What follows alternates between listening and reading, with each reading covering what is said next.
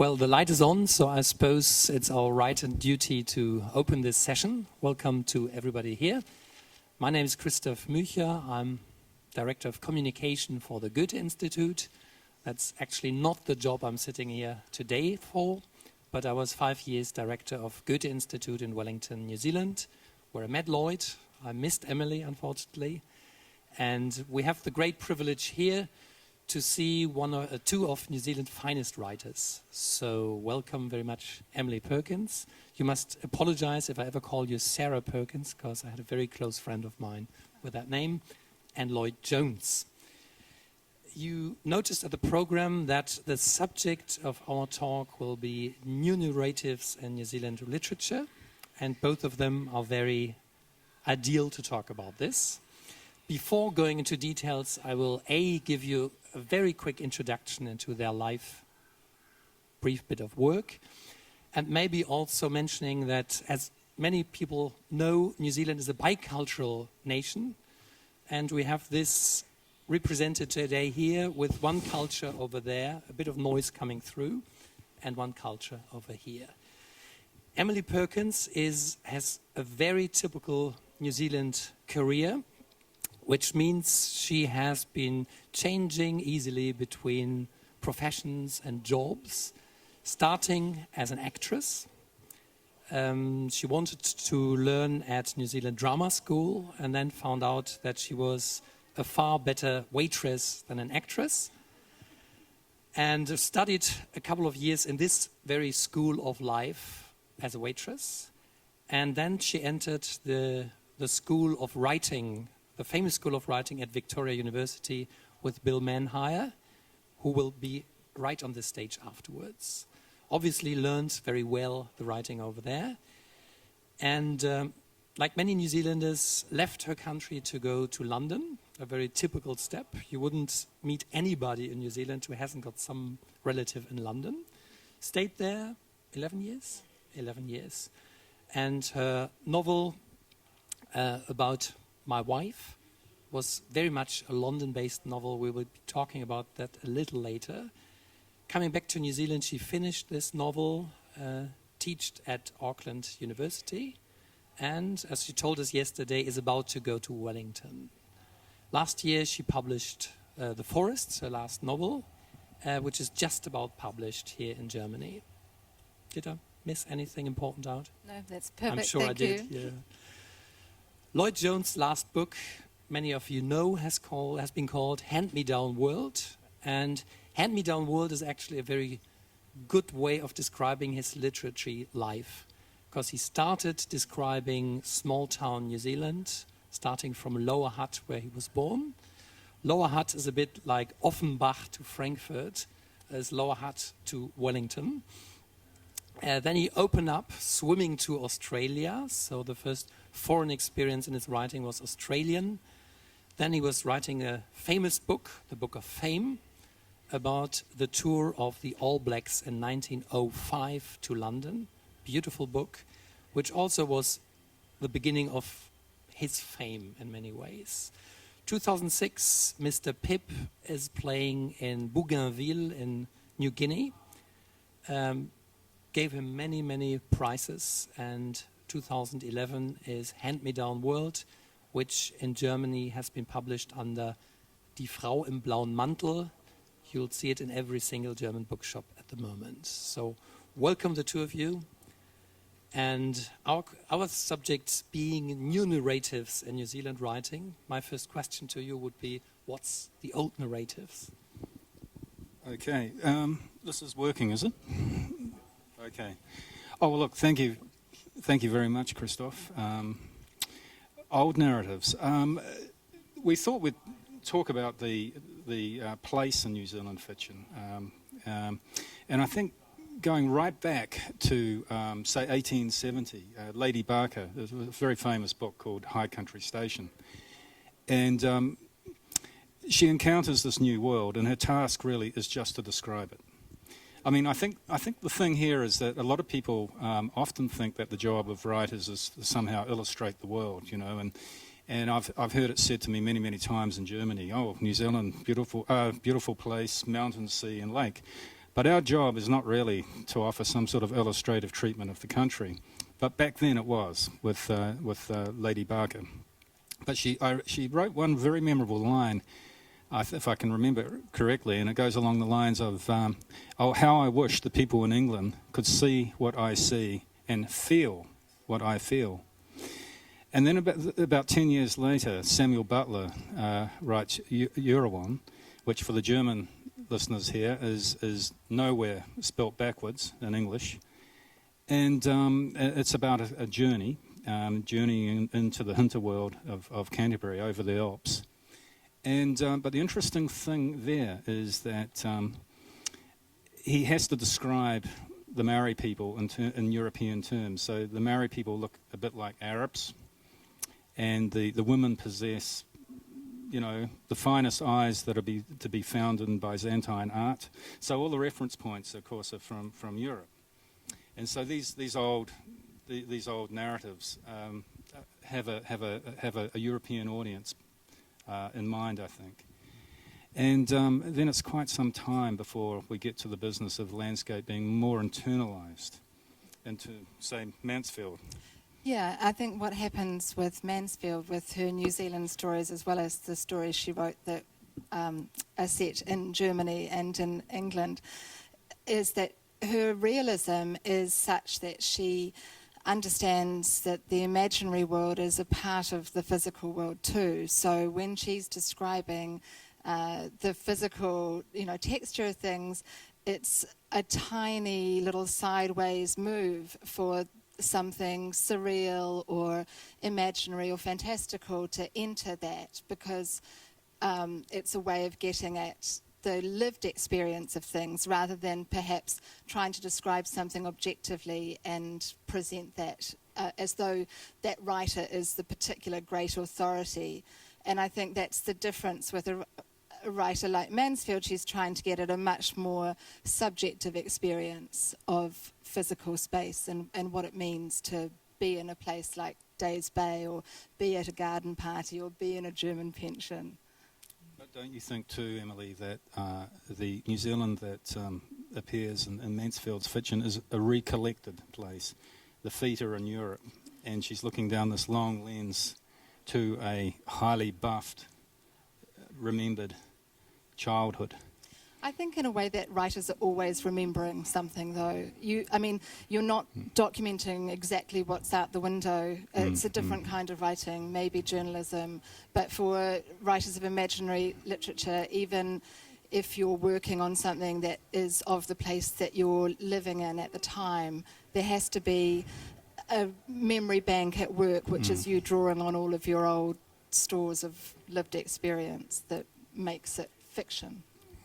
In her opening speech yesterday, Jo Cowley had a very interesting brief summary of New Zealand literature, and she was describing after war a certain turning, which obviously is in your minds and heads as well.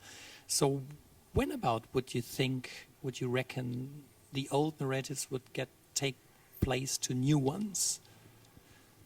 Well, I think there was a real expansion of New Zealand literature sort of through the 40s and 50s, and Landfall, which is one of our important literary journals, was established in 1947, I think, by Charles Brash. And there's a focus on a kind of literature there, not in Landfall so much, but say some of the stories and novels that were coming through, which I would describe maybe as the old narratives now, and that they tend to be the individual focus on an isolated experience of a place with a lot of space around, that kind of rugged rural life. And they're almost an extension of what you're describing, I think, Lloyd, with Lady Barker's work or Butler's work. I think so. There are two additional things that suddenly crop up. In Butler's work, trees are just trees, but by the time we get to the 30s, trees are now rata and ko-fi. So the world as it exists is allowed to live in the fiction. That's the first thing. The second thing is, with Sargison, for example, his whole task is to somehow get the New Zealand voice and place integrated and onto the page. But we're still talking, I think, about the world on the surface, I think, with Sargison. I think really it's not until Janet Frame, in my view, although I know you're going to say something about Maurice Duggan. Why don't you talk about Maurice Duggan? Well, Duggan's interesting because he was a protege of Sargison's, but he wasn't writing that social realist fiction. He was interested in a more impressionistic approach, and some of his almost what we might call hybrid style or discontinuous style of narrative can be seen today in many of our contemporary writers. I found recently a review of a collection of Duggan's, which was interesting because I think it gets at this problem of representation for New Zealand writers. You know, the danger of being told that we should be describing New Zealand in a certain way, that it's the, literature as tourist brochure kind of problem that we encounter. And Pearson, in a fairly critical review of the Duggan collection, says that the stories don't seem to add up to a recreation of New Zealand. And for him, that was just a given, that was their job, that's what they ought to be doing. Whereas I think for other writers, like Frame, that is not the point of her approach at all. Well, I think with really good writing, place is being purged of all that kind of documentary evidence. It's a deeply personalised space. And to illustrate it, there's a story by Frame called The Reservoir. Reservoir means a catchment, of course. And she grew up in Oamaru, a very small town in the South Island. And she talks about this little ritual that people in the 60s did. They went downtown on a Friday night. She goes downtown on a Friday night, pursuing boys, ends up in the milk bar, listens to the Salvation Army, and then goes home to discover that her mother hasn't left the night train for the North Island, and her father hasn't shot himself because of unpaid bills. Now, all these things are linked together in one sentence, and this is her reservoir. She's captured the word and turned it into a personal space, and it's a catchment of her own anxieties. And I think that's the most wonderful thing. And we were talking earlier about this, how interior and exterior worlds are somehow integrated. And that's a good illustration of it. Talking of place, in the film on the other side of the curtain, we see two iconic New Zealand novels. You see images from The Whale Rider, which was definitely forming the idea of Germans of New Zealand. And we also see images of Once We Were Warriors by Alan Duff. Your own recent novels don't play in New Zealand, particularly yours, Lloyd. Do you consider that New Zealand literature?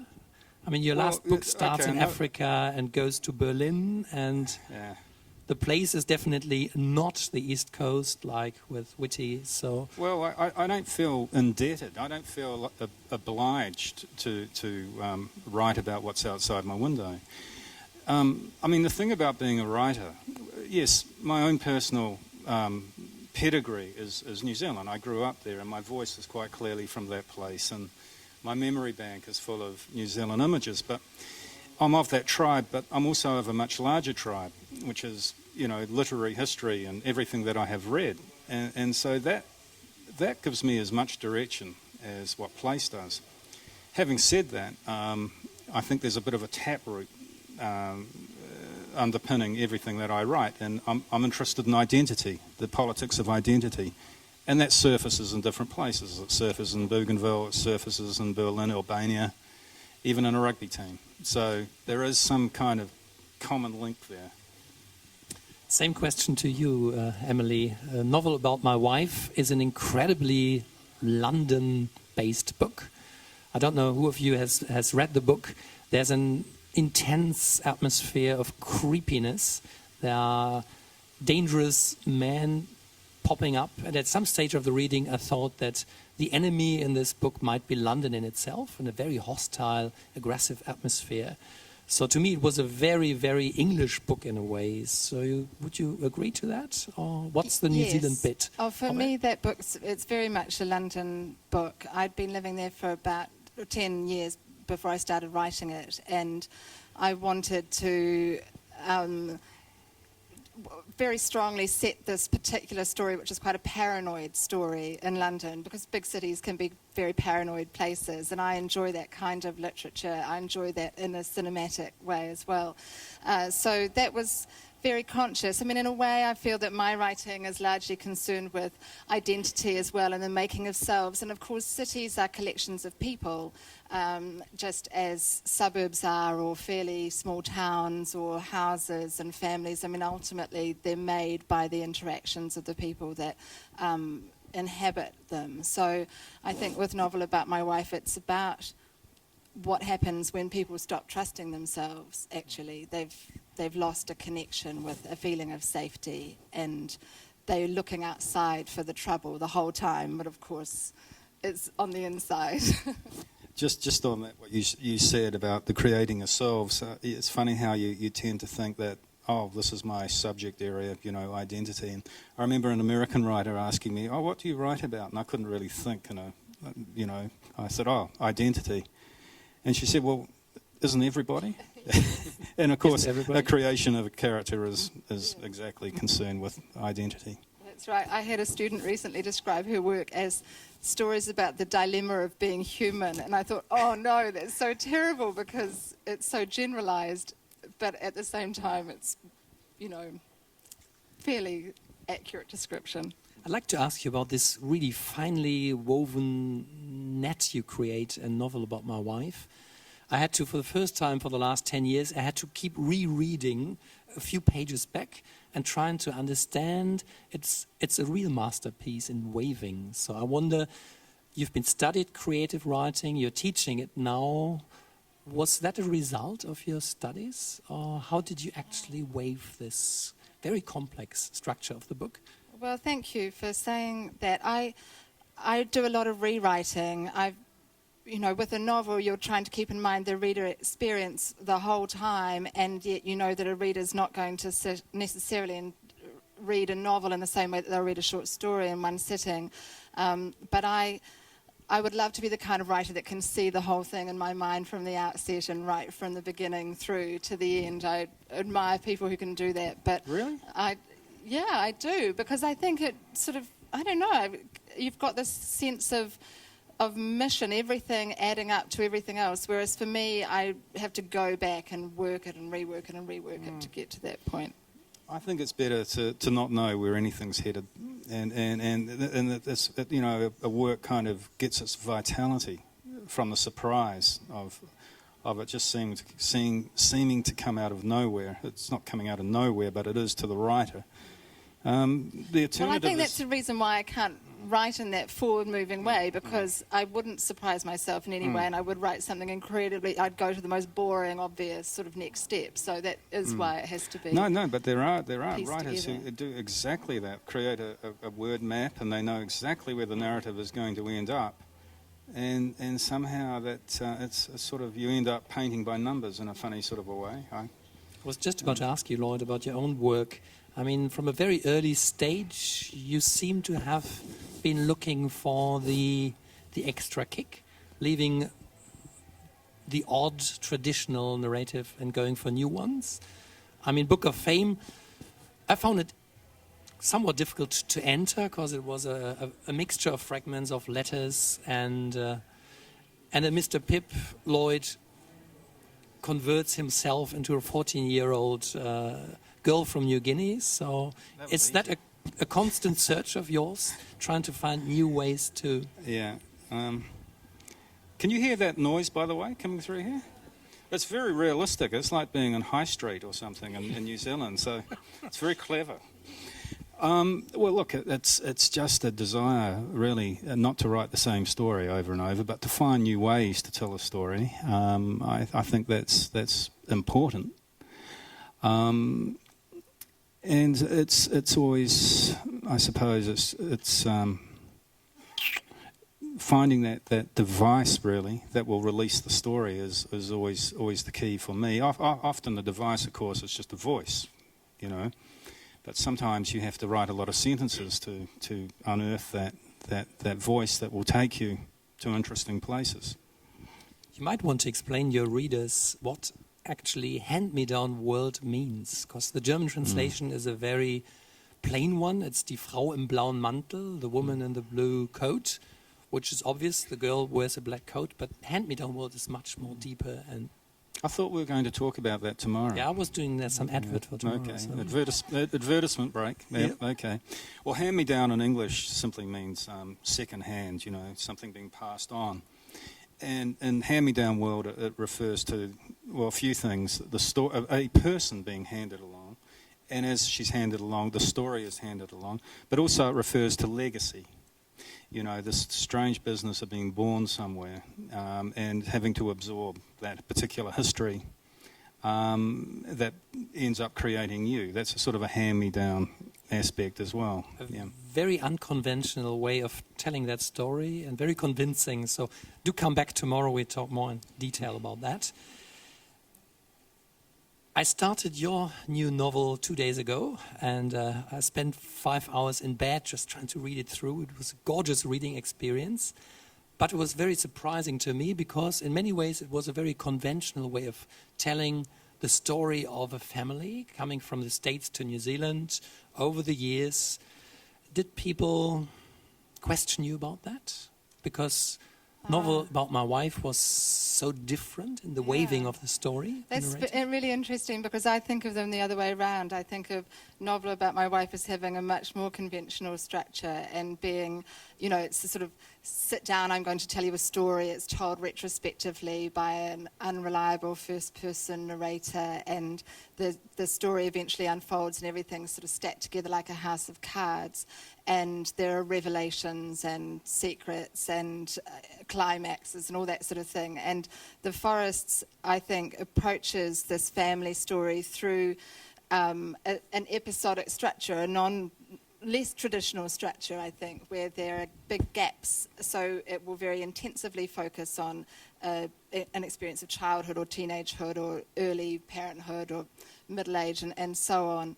But a lot of the story happens in the silences between the chapters, and I felt, for me, that was a way of choosing a structure and a way of writing time that felt maybe less what we're used to in terms of the kind of literary linear conceit, but more true to how lived experience actually is. But it's interesting that you see them the other way around. Right. Actually, I would have thought the difference between the two came down to language, and I trying to capture that moment in time, which I think The Forest does very, very well.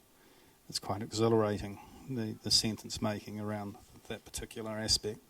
Don't you think it's a slight different? Well, they're written in quite different styles, and like you, I'm always looking for something different to do, and it usually comes as a combination of form, voice, what the story is. I guess if we're mining our old turf of identity, we have to find different ways of doing it every time. Yeah. There are, two very fine examples of new ways of telling stories, New Zealand stories with a New Zealand touch. A recommendation for our listeners, who else should they read for this new, fresh approaches of storytelling? Well, I've really enjoyed a new book by a well-established New Zealand writer called Fiona Farrell, and it's called The Broken Book, and it's a story. It's a real hybrid, actually. It's got poetry in there and sort of essays about walking, and it was going to be a meditation on walking and writing, and then it was interrupted by the Christchurch earthquakes, and so she writes about that experience too, about life suddenly being fractured and the resulting chaos after those events. And so, in fact, what breaks the book, which is the event of the earthquakes and gives it its structure, is also what unites the book and gives it its aesthetic pattern. It's very beautifully done.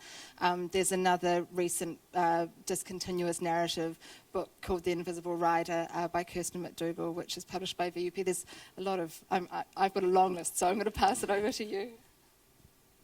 Well, it's I would say a book called Wolf, actually, by a young New Zealand writer,